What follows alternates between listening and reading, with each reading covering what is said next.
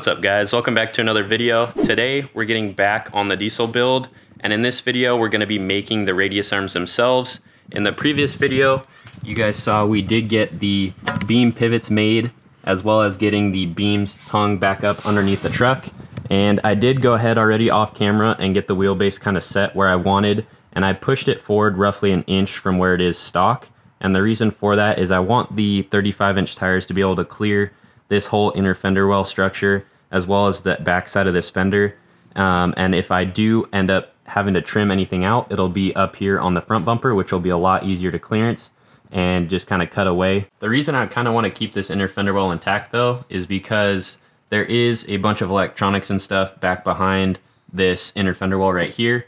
And when I'm driving this truck on the street and it's raining out, I don't want to get all that stuff all wet. So the more I can keep this inner fender well intact, the better it will be. So trimming this out right here will be a lot easier than having to get into this inner fender well and the fender right here.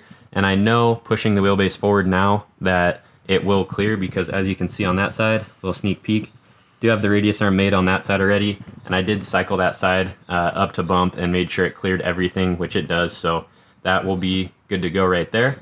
I do have the radius arm mounts themselves actually hung under the frame already. I drilled the holes and got some mock-up hardware put in those. And the way I figured out the location for these is, long story short, they basically just sit right up against the body mount right here. You can see they're touching. But to kind of double check myself and make sure they're sitting the same side to side, what I did is this trans crossmember bolt right here, there is a dowel right here on the frame, which they use for jigging the truck up, I'm pretty sure, when they're making it at the factory, as well as another dowel that's sitting back there right in front of the forward spring perch for the leaf springs. I'm referenced off of the axle first to those dowels side to side, made sure they were sitting the same, and they were. So I measured from the dowels up to these radius arm bolts right here, made sure they were the same side to side, which they were. And then I measured from this bolt to the dowel up here and made sure they were the same, which they were. So I just took some measurements based off of those different points to my radius arms side to side and made sure they were sitting the same. That way, just in case if these body mounts were sitting different on the frame for whatever reason, I wasn't kind of screwing myself and having different length radius arms or anything weird like that. So those are all ready to go. So now what we need to be doing is making the actual radius arm itself. And the material I have for that is, I do have this 1.25" Heim right here. It's a JMX 16T FK Heim, which I got from Tyler over at CarTech. If you use the coupon code Wingsworld, it'll save you a little bit of money off your order over there, so make sure you go use that. We do have some 2-inch 250 wall, which is 1/4 inch big dog stuff tubing. This will be the main portion of the radius arm itself. And then I do, since I did do the other side already, I have all the templates made for like the plate work on the radius arm, and I will be cutting that out of some 1/4 inch hot rolled plate. And I do have this piece right here, which is going to be the top side of the radius arm, where it actually mounts to the beam, which I stole kind of from my brother. He already made this for a set of radius arms he was going to be making for his last truck, which he ended up selling, so didn't get to use those. So I'm going to be kind of repurposing those and taking that over. But the first step for all this stuff is I'll need to get all this cut out of the steel. And then I do, for some weird reason, I do need to sand this bung down. It's a 1.5" outer diameter bung, and this is 2-inch 250 wall tubing, which it should work together. But whoever made this tubing, I don't know where my brother ended up getting it from, but this tubing ends up miking out to 256 wall tubing, so it's just a little bit over 250 wall. So I do need to sand this bung down just a tiny bit to get it to clear inside of the tube, and then we can start assembling all this stuff and getting it together.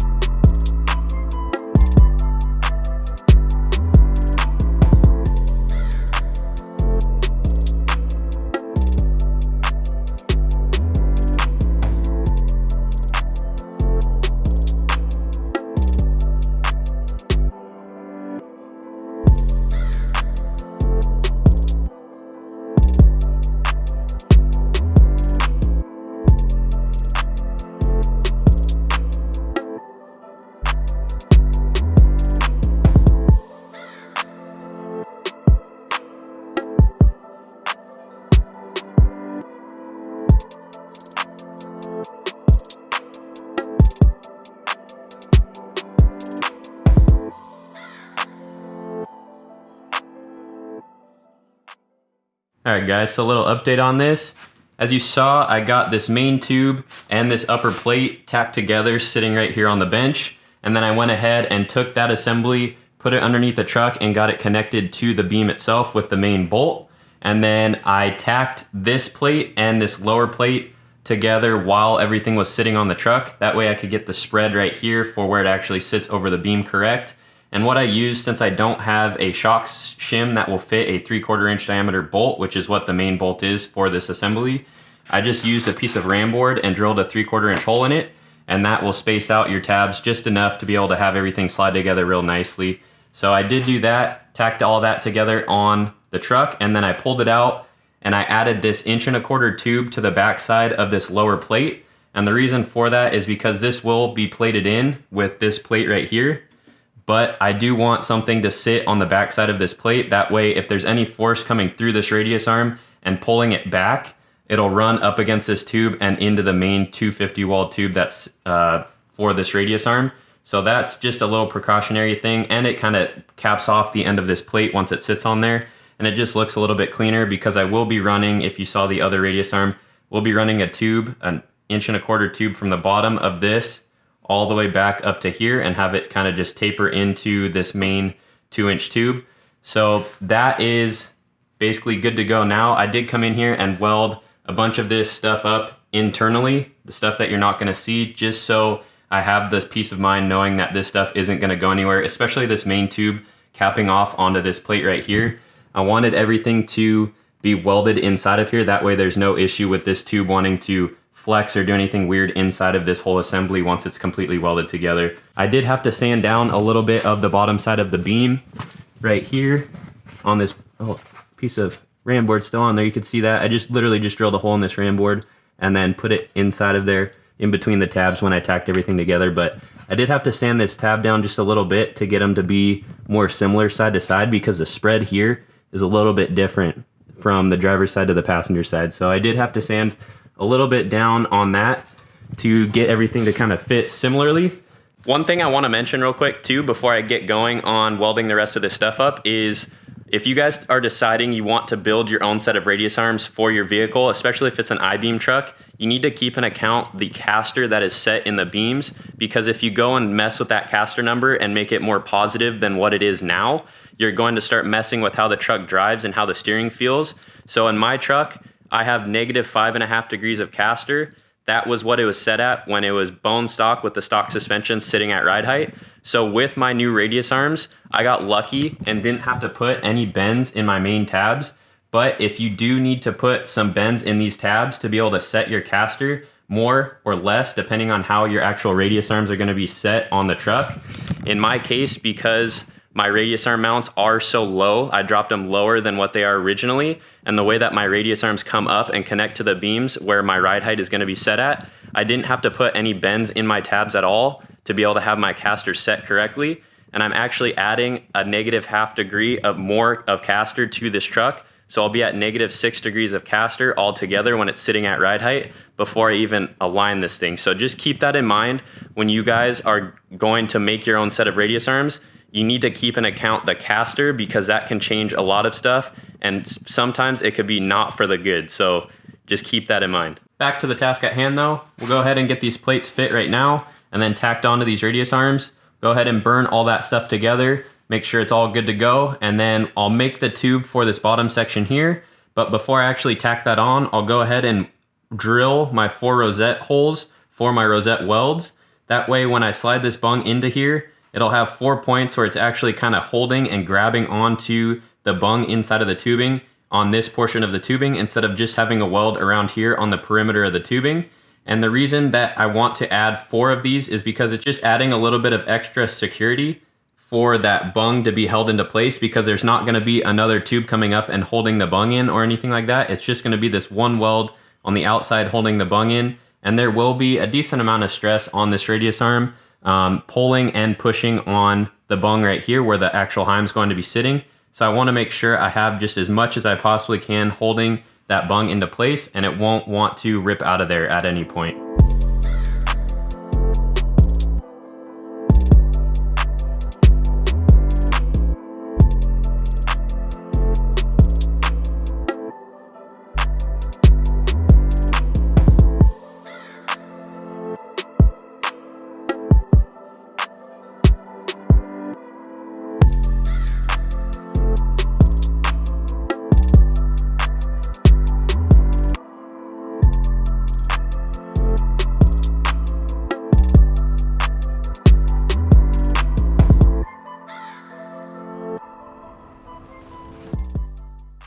Well, now that we have that portion of the radius arm all welded together, we can go ahead and start working on getting the lower tube that goes from back here down to the bottom side of that portion of the radius arm.